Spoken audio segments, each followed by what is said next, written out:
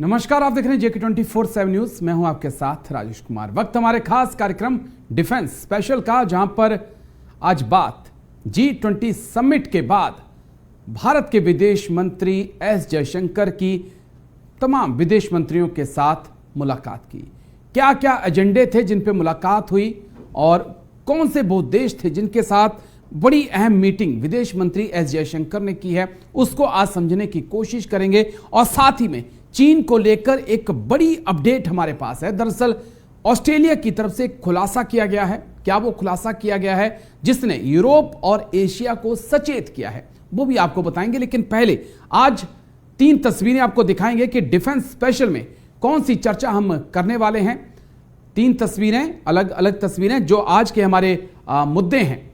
दरअसल सबसे अहम मुद्दा इस वक्त G20 का है। G20 में विदेश मंत्री एस जयशंकर रूस के विदेश मंत्री के साथ मिले, साथ ही चीनी विदेश मंत्री के साथ उनकी मुलाकात भी हुई।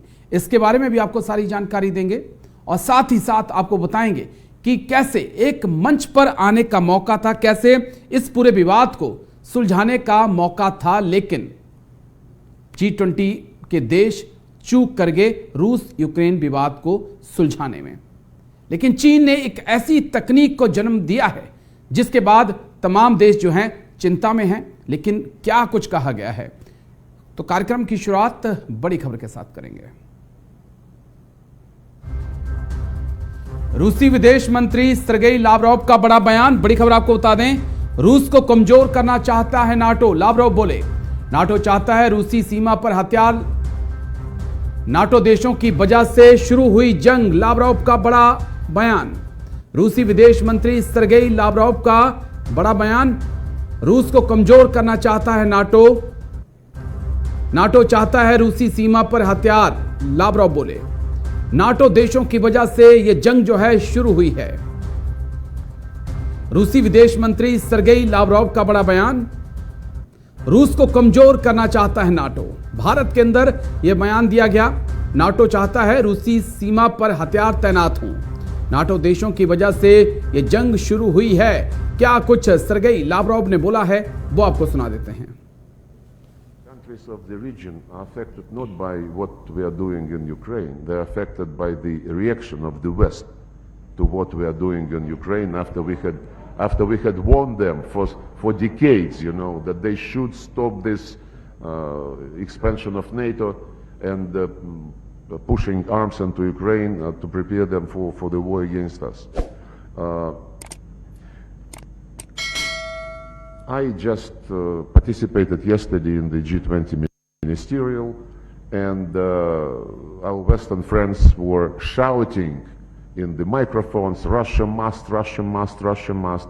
And all the developing delegates, they were also saying, you know, we want to stop the war when Russia is ready to negotiate. If you are really interested in politics and in the root causes of this particular situation, then you would know that.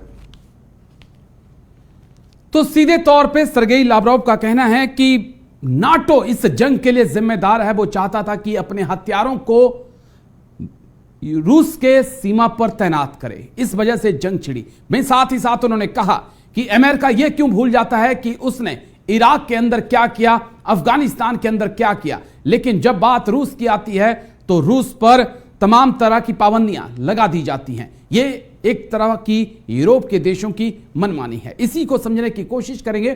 3 खास मेहमान हमारे साथ जुड़ चुके हैं। Major General SK Singh sir हमारे साथ जुड़ चुके हैं। सर जय हिंद आपको। जय हिंद। संजीव श्रीवास्तव हैं, विदेश मामलों के जानकार हैं। जय हिंद संजीव जी। और जय हिंद राजेश। डॉक्टर महेंद्र सिंह, विदेश मामलों के जानकार, बहुत बहुत शुक्रिया। जय हिंद आपको भी सर। Major General SK Singh sir, मैं सबसे पहले आप ही के पास आ रहा हूं। सर्गेई लावरोव को सुना हमने, विदेश मंत्री के साथ भी उनकी मुलाकात हुई, अलग से भी उन्होंने बयान दिए हैं। उन्होंने साफ तौर पे कहा कि ये जो जंग हो रही है इसके लिए हम जिम्मेदार नहीं हैं। इस जंग के लिए सीधे तौर पर अमेरिका, यूरोप के देश जिम्मेदार हैं, जो चाहते थे कि रूस की सीमाओं पर आकर अपने हथियार लगा दिए जाएं। देखिए राजेश जी, ये तो पहले बड़ा साफ है कि इसी मुद्दे पर, जिस मुद्दे के लिए लेकर गए थे, रशिया ने अटैक किया था यूक्रेन के ऊपर, वो भी यही था कि भाई यूक्रेन जो है नेटो न ज्वाइन करे, क्योंकि अगर नेटो ज्वाइन करता है तो जी। जो उनको खतरा महसूस हो रहा था अपना एक्सटर्नल, कि भाई इनके जो है मिसाइल डिफेंस सिस्टम सारी जो है रशिया के बॉर्डर पर आ जाएंगे। और ये इसी के, और ये चूंकि यूक्रेन ने इस मामले में पहले बातचीत के जरिए से भी नहीं कुछ इसका हल निकल पाया, तो फाइनली युद्ध हुआ। और देखिए, और जहां तक नेटो का सवाल है, बिल्कुल सही बोल रहे हैं लाव्रोव जी कि भाई ये जब शीत युद्ध जब खत्म हो गया तो नेटो के अस्तित्व अपने आप खत्म हो जाना चाहिए था। लेकिन जो नेटो जिस वक्त 1991 में जब सोवियत यूनियन का डिसइंटीग्रेशन हुआ था जी, तब 14 देश थे, आज वही बढ़ते बढ़ते 32 होते जा रहे हैं। और इसका कोई अंत नहीं है, और भी देश चाह रहे हैं कि अमेरिका चाहता है और भी इसका एक्सपेंशन। तो ये कहां तक जाएगा? तो अगर किसी को सुरक्षा की इतनी दिक्कत है तो क्यों इस चीज का एक्सपेंशन हो रहा है? क्या ये विस्तारवादी नीति नहीं है अमेरिका की? तो ये, और देखिए जहां तक युद्ध का सवाल है, देखिए अगर नेटो ने हस्तक्षेप नहीं किया होता तो 23 मार्च, आपके चैनल माध्यम से मैं पहले ही बोल चुका हूं, 23 मार्च 2022 को ही जो है ये युद्ध समाप्त हो गया होता, कि जब जेलेंस्की ने अपने ट्रूप्स को बोल दिया था सरेंडर कर दीजिए और ये सारा कुछ हो गया था। लेकिन उसी दिन जो है अमेरिका जो है आ जाता है बीच में, और सारे नेटो देश आ जाते हैं और पूरी बैकिंग देते हैं।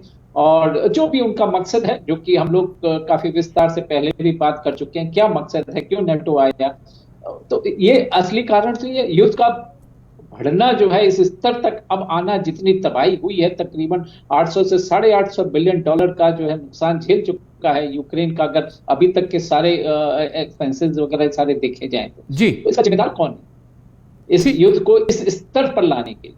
ठीक है संजीव जी, मैं आपके पास आऊं। संजीव जी, क्या नाटो, यूरोप और चीन, रूस के बीच मतभेद इतने गहरे हो चुके हैं कि विदेश मंत्री एस जयशंकर की तमाम कोशिशों के बाद भी एक ज्वाइंट स्टेटमेंट बाहर नहीं आ पाई?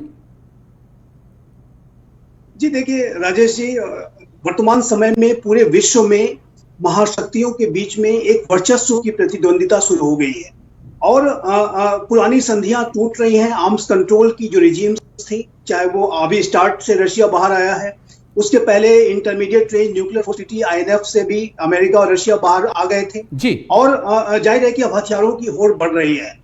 ये जो यूक्रेन का जो संकट है, जैसा कि मैंने आपके सोच में पहले भी कहा है, ये महाशक्तियों के बीच में वर्चस्व की प्रतिद्वंदिता है और यूक्रेन उसका एक अखाड़ा है। राष्ट्रपति जेलेंस्की जैसे जो नेता है उसके मोहरे हैं और ये जो महाशक्तियां ही परोक्ष रूप से ये युद्ध लड़ रही हैं और महाशक्तियों के बीच में डीप डिविजन्स हैं, जैसा कि हमारे external affairs minister Shri S Jaishankar ने अपने ओपनिंग रिमार्क्स में ये बात कही थी जी। और भारत के प्रधानमंत्री श्री नरेंद्र मोदी ने स्वयं जब अपना गाइडेंस G20 के फॉरेन मिनिस्टर्स को कल दिया था, तो उसमें भी उन्होंने कहा था कि वर्तमान समय में जो महाशक्तियों के बीच में जो डीप डिविजन्स हैं और कॉमन ऑब्जेक्टिव्स होने चाहिए, कॉमन जो विजन होना चाहिए, जो कि इसका अभाव दिखाई दे रहा है। यहाँ तक कि उन्होंने इस बात को भी रेखांकित करने की कोशिश की थी कि हमारे जो एग्रीमेंट्स हैं उसके ऊपर फोकस करने की आवश्यकता है, जो डिवाइसिव इश्यूज हैं, जो विभाजनकारी मुद्दे हैं, उनको साइडलाइन में रखने की आवश्यकता है। तो ये इस बात को, ये स्पष्ट रूप से इस बात को दर्शाता है कि डीप ग्लोबल डिविजन्स हैं और यूक्रेन के मुद्दे को लेकर के तो विशेष रूप से इसी के ऊपर जो मतभेद था, जिसकी की वजह से ये ज्वाइंट कम्युनिके नहीं आ पाया। अदरवाइज अगर आप देखें राजेश जी, तो लगभग अबाउट 95% तक के जो इश्यूज थे उस पर कंसेंसस था और इसी वजह से चेयर्स समरी आ पाई। लेकिन ज्वाइंट कम्युनिके आने के लिए और कोई फैमिली फोटो ऑप के लिए एक अनुकूल माहौल नहीं था, क्योंकि यूक्रेन के मुद्दे पर काफी गंभीर असहमतियां हैं। चाइना और रशिया क्लोजली अब कोलैबोरेट करने लगे हैं। एंटोनी ब्लिंकन ने यह भी चेतावनी दे दी चाइना को कि यदि चाइना ने लीथल वेपन्स की सप्लाई रशिया को करने की कोशिश की तो इसके गंभीर नतीजे यूएस चाइना रिलेशंस के ऊपर पड़ सकते हैं और चाइना को इसकी कीमत चुकानी पड़ सकती है। तो ये सारी बातें इस बात को दर्शाती हैं कि महाशक्तियां अभी भी जो है डायलॉग के लिए तैयार नहीं है, जो कि एक दुर्भाग्यपूर्ण स्थिति है। मेरा स्पष्ट रूप से मानना है, जो कि भारत देववंश कहता रहा है, कि डायलॉग ही इसका एकमात्र सोल्यूशन है। ये जो समस्या वॉर फील्ड्स पे नहीं सुलझाई जा सकती, नेगोशिएशन नेगोशिएशंस और डायलॉग होना चाहिए, और जितना जल्द से जल्द ये शुरू हो उतना अच्छा होगा। उतना अच्छा होगा। चलिए डॉक्टर महेंद्र, मैं आपके पास आ रहा हूं। बड़ा अहम सवाल सर, क्या एक मंच था ये यूरोप के देशों के लिए, नाटो देशों के लिए, चीन और रूस के लिए, कि जहां पर जो भी मतभेद थे आपके अंदर आप इसे सुलझा सकते थे, और साथ ही साथ कि पहले कयास लगाए जा रहे थे कि दुनिया दो खेमों में बंट रही है, लेकिन G20 में इसकी तस्वीर बिल्कुल साफ हो चुकी है कि दो खेमे इस वक्त दुनिया में हो चुके हैं। हाँ, निश्चित रूप से जिस तरीके से रशिया यूक्रेन वॉर पे कोई सहमति न बन सकी, और ये साफ है, देखिए राजेश जी, ये इस समय एक वर्चस्व की लड़ाई चल रही है। एक जो है कि चीन जो है वो अपने आप को एक महाशक्ति के रूप में स्थापित करना चाहता है जी, और चीन एक तरफ, जहां चीन भी नहीं चाहता है, हालांकि चीन अभी सीधे रूप से परोक्ष रूप से जो है इस वॉर में शामिल नहीं हुआ है, लेकिन चीन ने जो नॉन लीथल एम्युनिशंस हैं या वेपन्स हैं या जो है टेक्नोलॉजी है वो सप्लाई की है रशिया को इस पूरे वॉर में।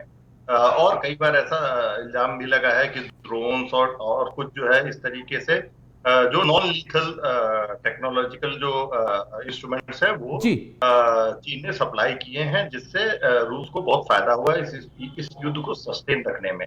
तो वहीं दूसरी तरफ अमेरिका किसी भी हालत में हालांकि अमेरिका ये चाहता था कि चीन को किसी न किसी तरीके से इस युद्ध में ड्रैग किया जाए, शामिल कर लिया जाए, और लेकिन चीन ने बहुत सावधानी और बहुत ही बुद्धिमत्ता बरती है कि सीधे रूप से, मुझे नहीं लगता है कि चीन जो है इस युद्ध में कभी भी परोक्ष रूप से सामने आएगा, एकदम डायरेक्टली इन्वॉल्व होगा, और जो कि अमेरिका चाहता है, क्योंकि चीन ये चाहता है कि जिस तरीके से एक आर्थिक महाशक्ति के रूप में वो स्थापित कर चुका है अपने आप को, उसी प्रकार एक सैन्य महाशक्ति के रूप में भी वो अपने आप को स्थापित करे, और तभी जो है जो वो अमेरिका को चुनौती दे सकता है सभी वैश्विक मंचों पे, सभी जो है इंटरनेशनल प्लेटफॉर्म पे।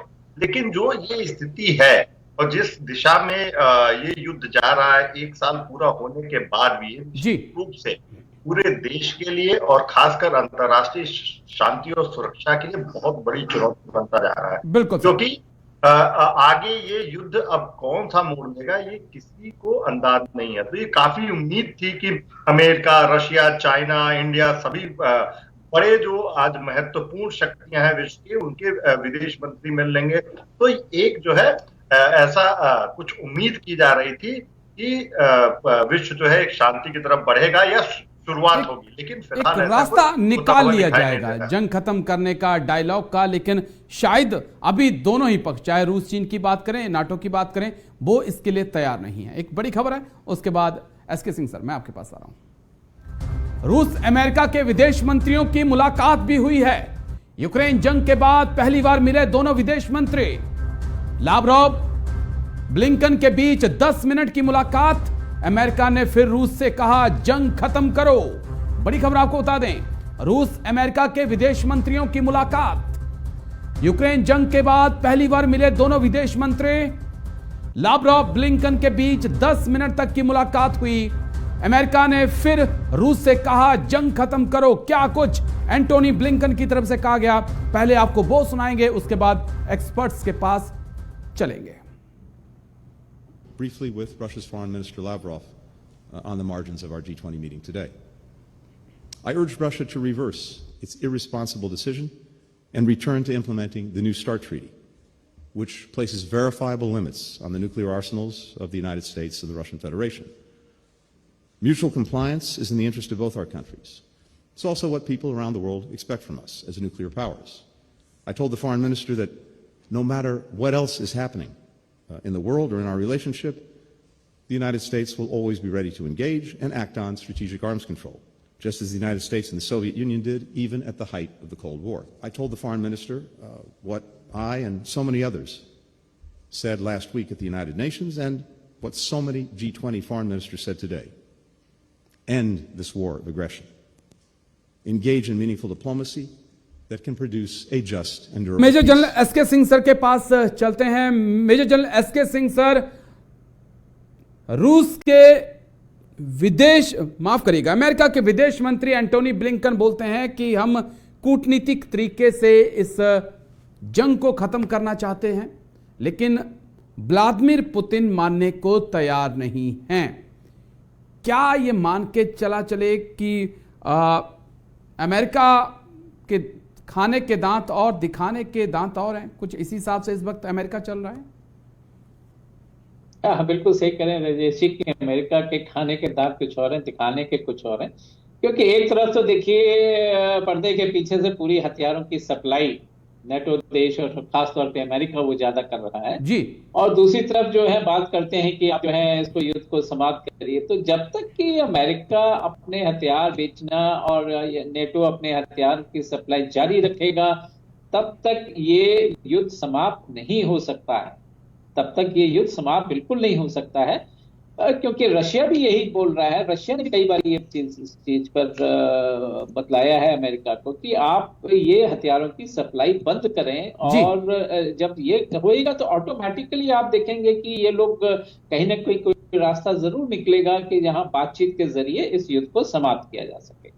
ठीक है, लेकिन एक सवाल और मेजर जनरल के सिंह सर, एक माफी बीच में एक चीज और, जब मैं एंटोनी ब्लिंकन को सुन रहा था तो उन्होंने एक चीज और कही कि हम यूक्रेन को हथियारों से मदद इसलिए कर रहे हैं ताकि जो बड़े देश हैं और उनको एक सबक मिले कि आप अगर छोटों पे हमला करेंगे तो आप अपनी मनमर्जी नहीं चला पाएंगे। उसे किस नजरिए से आप देखेंगे? यह भी एंटोनी ब्लिंकन ने कहा कि हमने हमले तक हथियार नहीं दिए थे, लेकिन जब रूस ने हमला कर दिया तब हमने हथियार देना शुरू किए ताकि और देश भी ये समझ लें कि छोटे देशों को दबाया नहीं जा सकता है, आप मनमानी नहीं थोप सकते हैं। नहीं वो बात, हाँ नहीं वो बात है, बिल्कुल सही है कि इस तरीके से जो है कोई भी बड़ा देश जो है नहीं तो छोटे देश के ऊपर कभी भी कोई भी मौका देखकर जो है उस पर कब्जा कर सकता है। तो खैर गलत बात है, बड़ी मछली जैसे छोटी मछली को खाती है तो वो वाली बात हो जाती है। उस मामले में अमेरिका बिल्कुल सही है,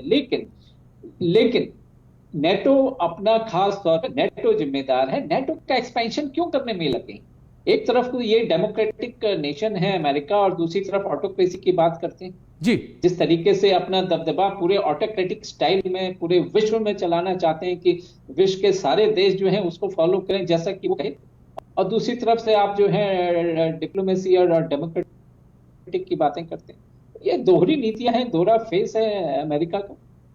ठीक है, संजीव जी मैं आपके पास आ रहा हूं। संजीव, जब अमेरिका किसी देश पे हमला करे, चाहे हम उसमें इराक का एग्जाम्पल ले सकते हैं, अफगानिस्तान का एग्जाम्पल ले सकते हैं, वियतनाम का एग्जाम्पल ले सकते हैं, कोरिया प्रायद्वीप का हम एग्जाम्पल ले सकते हैं, तो सब चीजें ठीक होती हैं। लेकिन जब कोई दूसरा देश करे तो अमेरिका को ऐतराज हो जाता है, आखिर ऐसा क्यों?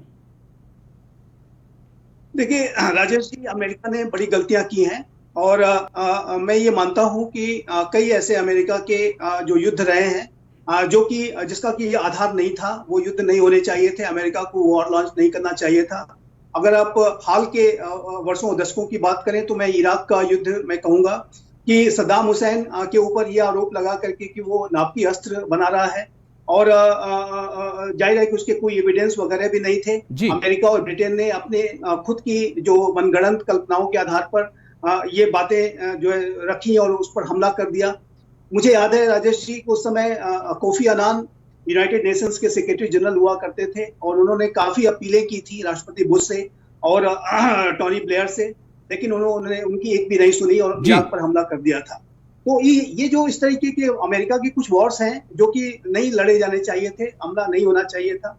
लेकिन जहां तक यूक्रेन की बात है, यूक्रेन का जो संकट है उसके संदर्भ में मैं ये कहना चाहूंगा कि गलतियां दोनों तरफ से हुई हैं। रशिया ने भी जो है गलतियां की हैं, अमेरिका की तरफ से भी जो है गलतियां हुई हैं और दोनों ही पक्षों के बीच में जैसा कि मैंने कहा कि एक वर्चस्व की प्रतिद्वंदिता चल रही है। ये युद्ध नहीं होना चाहिए था। यूक्रेन एक शांति प्रिय राष्ट्र था, वहां पर लोग शांतिपूर्वक अपना जीवन बिता रहे थे। भारत से भी करीब 20,000 से भी ज्यादा की बड़ी संख्या में लोग छात्र वहां पढ़ रहे थे, ज्यादातर MBBS के छात्र थे। अभी भी उनका चेहरा मेरे सामने आता है जब मैं उनके बारे में सोचता हूँ, जब ये वॉर शुरू हुई थी 1 साल पहले, किस तरीके से वो अपनी व्यथा हमारे सामने वो रखते थे। तो ये सारी बातें हैं, ये अमानवीय युद्ध है ये कंस्ट्रक्टेड क्राइसिस है, मैन्युफैक्चर्ड क्राइसिस है, बिल्कुल और ये सर। क्राइसिस नहीं होनी चाहिए थी। वास्तविक रूप से देखें राजेश जी, तो यदि नेटो के एक्सपेंशन का आधार लेते हुए रशिया ने यदि यूक्रेन पर हमला किया, तो ये मेरे ख्याल से बिल्कुल गलत स्टेप था। क्योंकि यदि नेटो का जो एक्सपेंशन यदि अमेरिका और तमाम यूरोपीय राष्ट्र अगर कर रहे हैं, तो उसका जो काउंटर ये हो सकता था कि रशिया कोई वॉर्सो पैक्ट जैसा अलायंस बनाने की तरफ बढ़ता, जो कि जी। ऑब्वियसली वो बढ़ेंगे भी। अभी आप देखिए तो रशिया और चाइना के संबंधों में गहराई आ रही है। 1949 में ये नेटो बना था, और नेटो को काउंटर करने के लिए 1955 में वॉर्सो पैक्ट बना था। जी। वो एक जो मिलिट्री अलायंस दोनों की तरफ से बना, उससे एक स्ट्रेटेजिक बैलेंस पैदा हुआ, और उससे एक शीत युद्ध तो चला, लेकिन कोई इस तरीके का जो विभत्स स्थितियां हैं कि यदि आप किसी देश अलायंस को अगर शामिल करना चाहते हो तो मैं आपको शूट कर दूंगा, जी। ये जो सारा जो अप्रोच है, ये गलत अप्रोच था, और जिसका भी परिणाम ये हुआ है राजेश जी कि यूक्रेन तबाह और बर्बाद हो गया है। ठीक है यूक्रेन में जो है लोगों का जीवन जो है पूरी तरीके से नष्ट हो चुका है, और जाहिर है कि यूक्रेन जो है के लोग जो मानवीय त्रासदी झेल रहे हैं। ठीक है। लेकिन महाशक्तियों को चाहिए था कि वो एक विजडम के साथ कार्य करते। यदि अपनी वर्चस्व की प्रतिद्वंदिता करनी ही थी तो अलायंसेस बनाते, अपने पार्टनरशिप्स करते, और एक शीत युद्ध जरूर होता, एक नया शीत युद्ध होता, जो कि वैसे भी होने जा रहा है, तो ये यूक्रेन उसमें बर्बाद होने से बच सकता था। लेकिन ऐसा नहीं हुआ है, विजडम के साथ कार्य नहीं किया गया है। महाशक्तियों ने अपने वर्चस्व की प्रतिद्वंदिता में, अपनी शक्ति को बढ़ाने की लालसा में पड़ रहा है। चलिए लौटता हूं सर, एक बड़ी खबर है, उसके बाद महेंद्र जी मैं आपके पास आ रहा हूं। चीनी विदेश मंत्री किन गांग से मिले विदेश मंत्री एस जयशंकर। एलएसी पर तनाव को लेकर दोनों में हुई बातचीत। सीमा मुद्दे को उचित स्थान पर रखना होगा, जयशंकर बोले। बॉर्डर पर हालात बनाने होंगे सामान्य। चीनी विदेश मंत्री किन गांग से मिले विदेश मंत्री एस जयशंकर। एलएसी पर तनाव को लेकर दोनों में हुई बातचीत। सीमा मुद्दे को उचित स्थान पर रखना होगा, जयशंकर बोले। चीनी विदेश मंत्री बोले बॉर्डर पर हालात बनाने होंगे सामान्य। चीनी विदेश मंत्री किन गांग से मिले विदेश मंत्री एस जयशंकर। क्या कुछ इसके बाद विदेश मंत्री एस जयशंकर ने कहा है, जल्दी से आप बहुत सुन लीजिए, उसके बाद महेंद्र जी के पास चलते हैं। Problems in that relationship that need to be looked at, that need to be discussed very openly and candidly between us. But the thrust of the meeting was really on our bilateral relationship and the challenges in the bilateral relationship. I met Minister Chingang on the sidelines of the conference this afternoon. It's our first meeting after he took over as foreign minister. So we spent, I don't know, maybe about 45 minutes talking to each other. And the bulk of our conversation, understandably, was about the current state of our relationship, which many of you have heard me describe as abnormal. And I think those were among the adjectives that I used in that meeting. We have, there are real problems in that relationship that need to be looked at, that need to be discussed. तो doctor Mahendra Singh हमारे साथ लगातार बने हुए हैं, सीधा उन्हीं का रुख करेंगे। महेंद्र जी, कह सकते हैं कि एक अच्छी पहल, एक सकारात्मक कदम चीन के विदेश मंत्री का भारत आना। 2019 के बाद चीनी विदेश मंत्री भारत आए हैं और विदेश मंत्री एस जयशंकर से मुलाकात भी हुई है। G20 का बेशक बहाना था, लेकिन कह सकते हैं कि एक अच्छा कदम है और एक उम्मीद की जा सकती है कि आने वाले वक्त में तमाम विवादों को सुलझाया जाएगा। और विदेश मंत्री ने तो खुद कह दिया कि मैंने तस्वीर साफ कर दी है कि आपको LAC पर स्थितियां सामान्य करनी होंगी, तभी बातचीत आगे बढ़ेगी।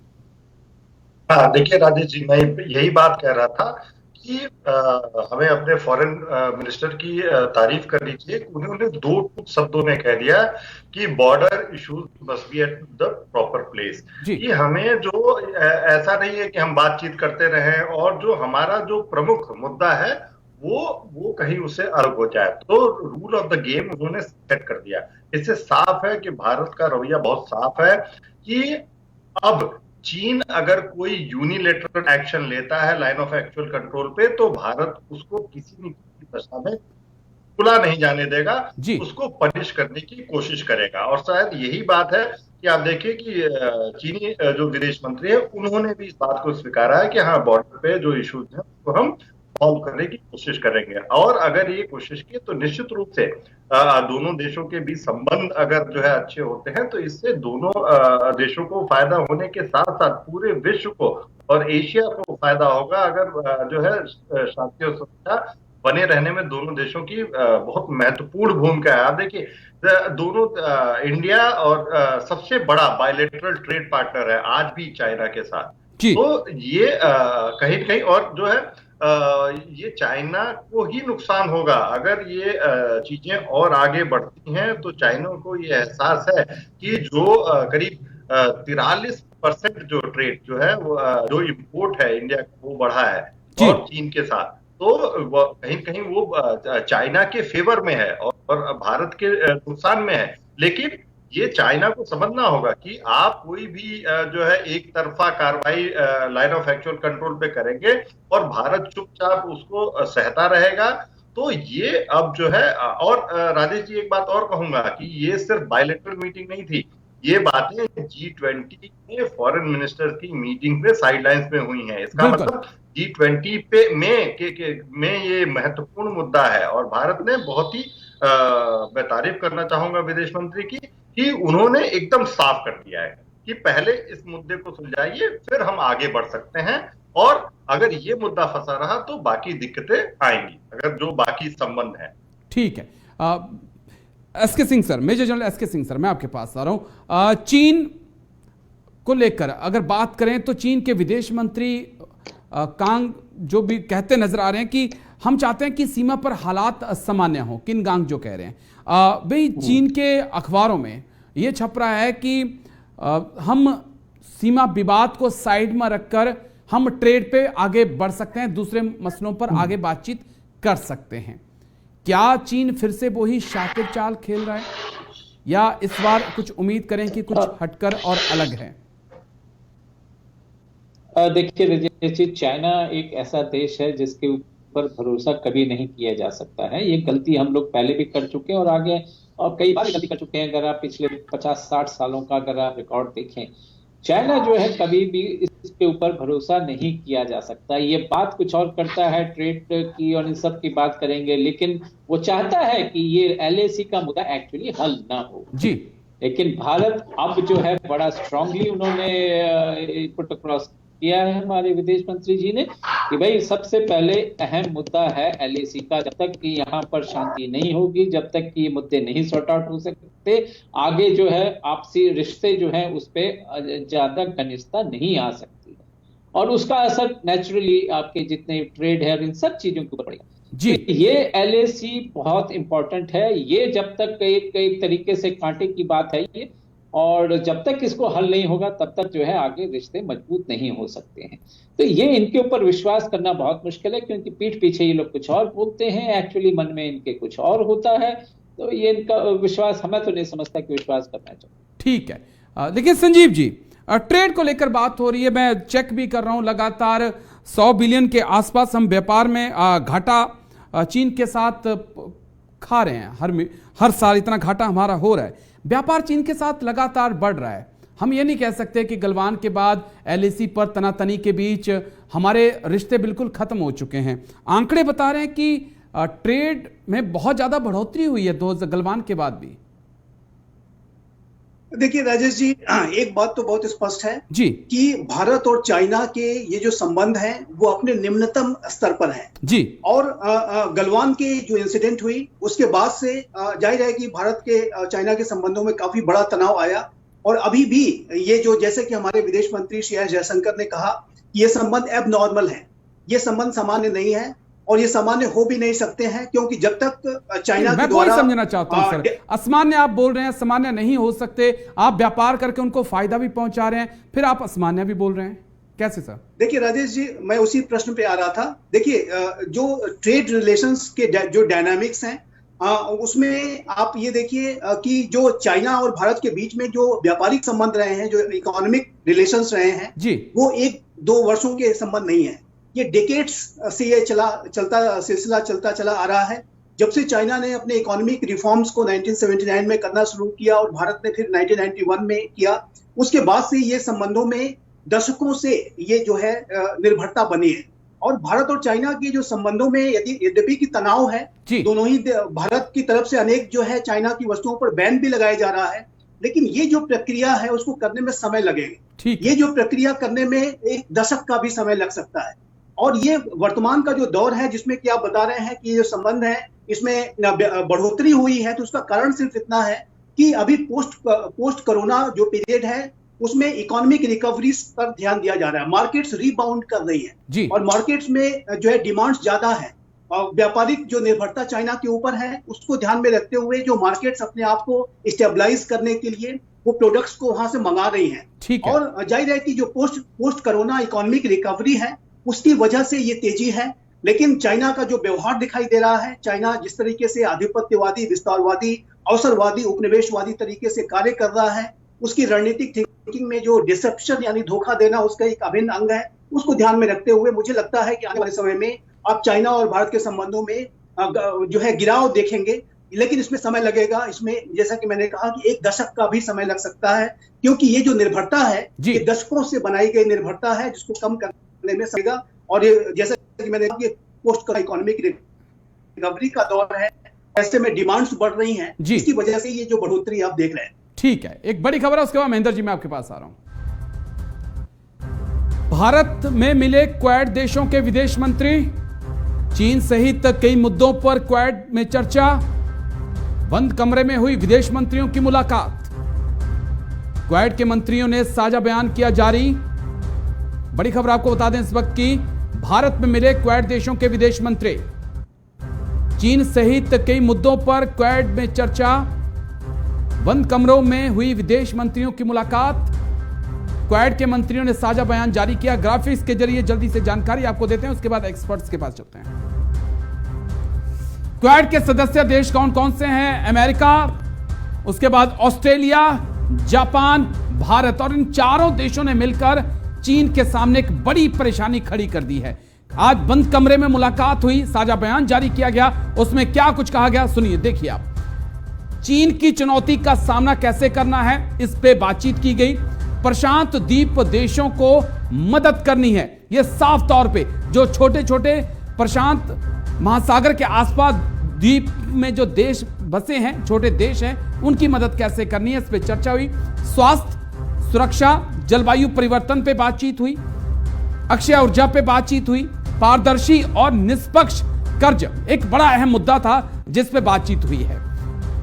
अंतरिक्ष में सहयोग पे बातचीत हुई है, साइबर सुरक्षा, मैरीटाइम सिक्योरिटी पे बातचीत हुई, आतंकवाद के मुद्दे पे चर्चा हुई, आसियान देशों में सहयोग कैसे बढ़ाना है इस पे भी बातचीत हुई। लेकिन 2-3 चीजें जो डॉक्टर महेंद्र मैं आपसे समझना चाहूंगा, एक की चीन की चुनौती से कैसे सामना करना है, ये आज क्वाड में बातचीत हुई। दूसरा, जो प्रशांत महासागर के आसपास छोटे देश हैं उनकी मदद के लिए आगे आना है, आसियान को भी और ज्यादा मजबूत करना है। तो किस प्रकार से आप क्वाड की भूमिका को देखते हैं साहब? देखिए, क्वाड का उद्देश्य ही है free and open Indo Pacific जी, कि वहां पे जो स्वतंत्र और जो है एकदम खुला जो है इंडो पैसिफिक हो और किसी भी देश का वहां पे दबदबा न हो, जो विस्तारवादी नीति है, और खासकर एकदम फोकस्ड है कि चीन की जिस तरीके से विस्तारवादी नीति रही है खासकर इंडो पैसिफिक में, उसको किस तरीके से काउंटर किया जाए, और यही पूरी की पूरी क्वाड की स्ट्रेटेजी है। अभी जो बात हो रही थी भारत चीन संबंधों में, व्यापारिक संबंधों में, भारत चीन व्यापारिक संबंधों में भारत चीन पे इस वजह से निर्भर है क्योंकि चीन के जो खासकर जो एमएसएमई प्रोडक्ट्स हैं वो उसके लिए डिपेंडेंट है क्योंकि वो सस्ते हैं जी।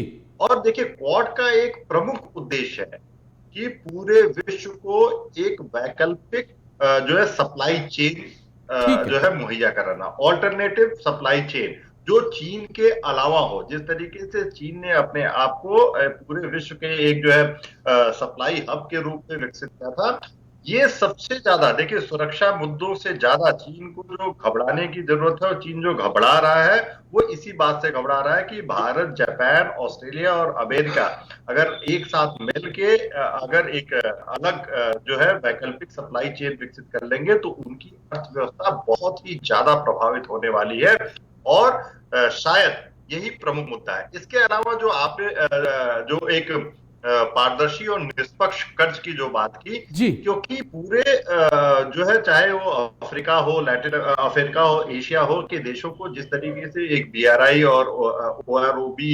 के महत्वाकांक्षी प्रोजेक्ट का झांसा देके चीन ने इन देशों को अपने कर्ज जाल में फंसाया है। चीन को लगता है कि अगर पोर्ट अच्छे तरीके से टेक ऑफ कर गया तो उसकी जो पैठ है अफ्रीकी देशों में जो बढ़ रही है, जो एक तरीके से देखें, और कई अफ्रीकी देशों में तो उनके प्रोजेक्ट्स हैं, और एशिया में आप देखिए, चाहे वो बांग्लादेश हो, श्रीलंका हो, पाकिस्तान हो, और वो उससे जो है उसकी जो विस्तारवादी एक अपनी पूरे विश्व में जो है एक महाशक्ति के रूप में स्थापित करने की जो एक शी जिनपिंग की महत्वाकांक्षा है, उसको बहुत बड़ा झटका लगेगा।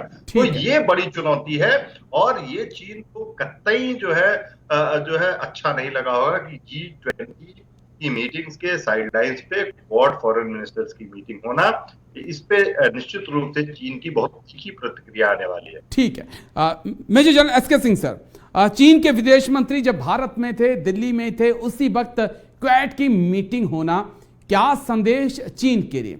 और दूसरा बड़ा अहम सवाल सर, दोनों फॉरेन एक्सपर्ट ने एक बात कही कि चीन ट्रेड हब बन चुका है, मजबूरी है हमारी। मैं जानना चाहता हूं सर कि क्या चीन के साथ व्यापार करके हम चीन को इतना पैसा दे रहे हैं कि वो हथियार खरीद कर उन्हीं हथियारों का इस्तेमाल हमारे सैनिकों के खिलाफ करें?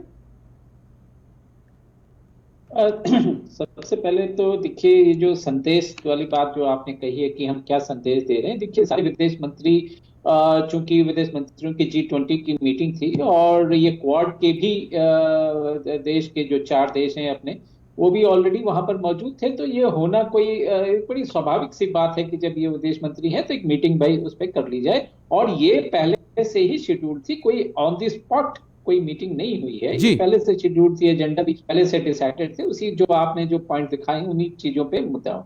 देखिए, चाइना का जहां तक सवाल है, इनका पूरा ट्रेड जो है वो इंडियन ओशन और पैसिफिक ओशन, यही रास्ते हैं जहां से ये पूरा ट्रेड करता है, और इसी पर ही ध्यान में रखते हुए कि इनका जो है बेझिझक और बिना किसी रोक टोक कि इनके व्यापार में किसी प्रकार की कोई प्रॉब्लम ना आए, ये अपना चाइना वर्चस्व अपना बनाना चाहता है इंडियन ओशन और पैसिफिक ओशन में, जो छोटे छोटे देशों के ऊपर अपने जो भी महेंद्र जी ने भी और संजीव जी ने भी इस चीज को समझाया है। ठीक है। तो जहां तो ये वो खतरे को देखते हुए तो नेचुरली जब ये ट्रेड रूट्स इनके जो है, अगर इनका प्रॉब्लम आएंगे, जैसे सप्लाई चेन जो है अगर अलग हो जाएंगी, तो इनको तो ट्रेड में प्रॉब्लम आएगी ना चाइना को। बिल्कुल, इसी वजह से वो ज्यादा घबराया हुआ है कि क्वाड में इस तरीके की सांठगांठ उनके फ्यूचर ऑफ चाइना के ट्रेड के लिए एक बहुत बड़ा खतरा है। चलिए, एक बड़ी खबर है, उसके बाद संजीव जी मैं आपके पास आपने बात कही जी। चीन को लेकर ऑस्ट्रेलिया का बहुत बड़ा खुलासा। आधुनिक तकनीक में यूरोप से आगे निकला चीन। 44 महत्वपूर्ण तकनीकों में से 37 पर चीन आगे। एक रणनीति के तहत चीन कर रहा काम, ये ऑस्ट्रेलिया की रिपोर्ट बोलती है। चीन को लेकर ऑस्ट्रेलिया का बहुत बड़ा खुलासा। ग्राफिक्स के जरिए जल्दी से जानकारी आपके पास, और उसके बाद सीधा संजीव जी के पास। क्या कहती है रिपोर्ट? चीन आधुनिक तकनीक पर कर रहा काम। 44 महत्वपूर्ण तकनीकों में से 37 पर चीन इस वक्त आगे है। 44 में से 7 तकनीकों पर सिर्फ अमेरिका आगे है। रक्षा, अंतरिक्ष, रोबोटिक्स, ऊर्जा, पर्यावरण में चीन आगे है। जैव प्रौद्योगिकी, आर्टिफिशियल इंटेलिजेंस में चीन आगे है। अमेरिका और यूरोप से काफी आगे निकल चुका है चीन। 44 में से 27 तकनीकों पर भारत काफी अच्छा काम कर रहा है, यह भी रिपोर्ट कहती है। यह रिपोर्ट किसने जारी की गई है? ASPI, Australian strategic policy institute की यह रिपोर्ट है, जिसको लेकर यूरोप काफी अलर्ट हो गया है। संजीव जी, जंग आर्थिक तौर पे नहीं चल रही है, जंग सैन्य तौर पे नहीं चल रही है, जंग इस वक्त कहें तो तकनीक के तौर पे भी इस वक्त यूरोप और चीन के अंदर चल रही है, जहां पर चीन ने यूरोप को, अमेरिका को पछाड़ दिया है। राजेश जी, चाइना एक बेहद महत्वाकांक्षी राष्ट्र रहा है और सी जिनपिंग के नेतृत्व में तो वो अति महत्वाकांक्षी हो चुका है, ओवर एम्बिशियस है। और चाइना की मंशा अपने मिलिट्री मॉडर्नाइजेशन को 2035 तक कंप्लीट कर लेने की है और 2049 तक जब चाइना की कम्युनिस्ट पार्टी अपने रिवॉल्यूशन के 100 इयर्स को सेलिब्रेट करेगी तो उस समय शी जिनपिंग की मंशा ये है कि वो दुनिया की नंबर 1 शक्ति बन जाए जी। और चाइना इस बात को अच्छी तरह से जानता है कि यदि उसे दुनिया की नंबर 1 पावर बनना है तो उसे अपने इनोवेशन पे, अपने टेक्नोलॉजी को जो है विकसित करना होगा। हालांकि ये अलग बात है कि चाइना इन टेक्नोलॉजीज को एक्वायर जैसे करता है, वो उसके जो है अलग तरीके होते हैं, जिसमें कि आप जानते हैं कि वो रिवर्स इंजीनियरिंग का सहारा लेता है, जो खुफिया जो है जानकारियां इकट्ठी करता है, तमाम तरह की स्पाइंग की एक्टिविटीज चाइना के द्वारा की जाती हैं जी। और चाइना ने अनेकों अपने जो वेपन सिस्टम्स हो, चाहे वो अनेक जो है टेक्नोलॉजीज हो, उसको चुराने का भी कार्य किया है। यहाँ तक कि कोरोना की पैंडेमिक के वायरस के ऊपर जब रिसर्च चल रही थी तो चाइना के हैकर्स ने जो है अमेरिका में और यूरोप में इस तरीके के डेटा को भी चुराने की कोशिश की थी। ठीक है। चाइना अपनी जो है इस तरीके की डिसरप्टिव एक्टिविटीज के लिए भी जाना जाता है, ये सब जग जाहिर है। लेकिन ये अवश्य है, मैं इतना अवश्य एडमिट करूंगा कि चाइना ने टेक्नोलॉजी के क्षेत्र में एक अच्छी प्रगति हासिल की है और जो कि पूरी दुनिया के लिए एक चुनौती है।